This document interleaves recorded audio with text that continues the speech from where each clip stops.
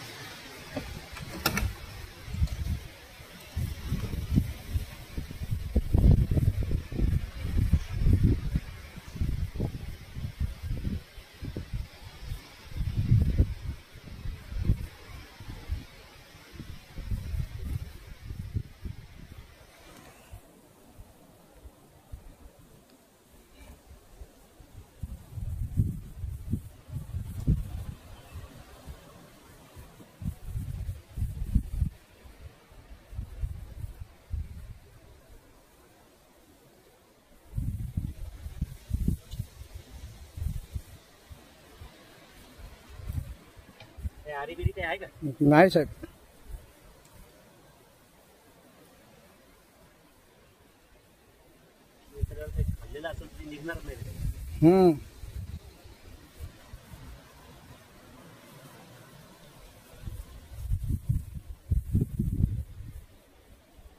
काही पकड बिकड काही?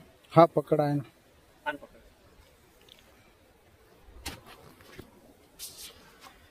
बघूयात प्रयत्न करून, काढावं तर लागेलच बाहेर, चांगलीच फसलेली आहे।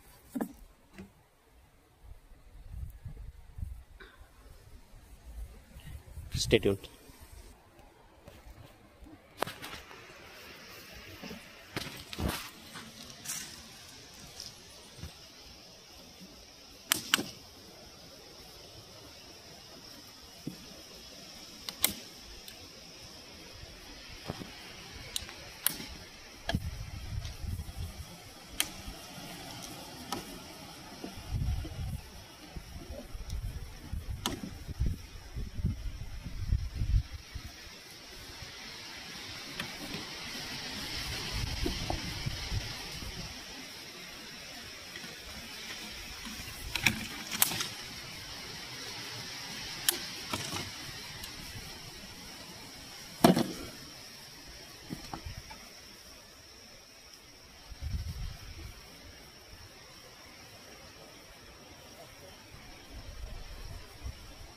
तिला राहू द्यावं इथं, नाही जाते अरे आता बघ, 2 दिवसापूर्वीच आपण इथून पकडलं नाग। हा, इथलं उंदर खायला दुसरा साप आलाच ना।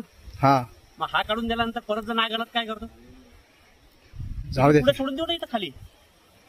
पुढे सोडता? हा, इथं सोडून देऊ, मोकळं ना, जातील निघून।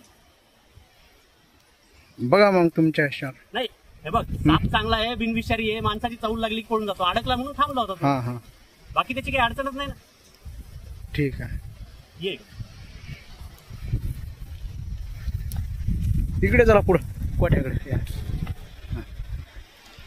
ते कोणाचं मोठं आहे? ते शेजाऱ्याचं छापल्या। नाही, मग इथून जातील ते निघून। हा,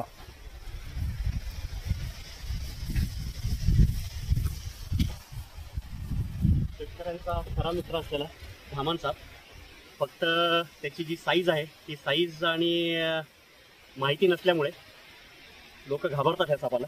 सगळ्यात जास्त उंदर खाणारा हा साप आहे, तर त्याला पाईपमधून काढलंय आणि इथे त्यांना सोडून देतोय।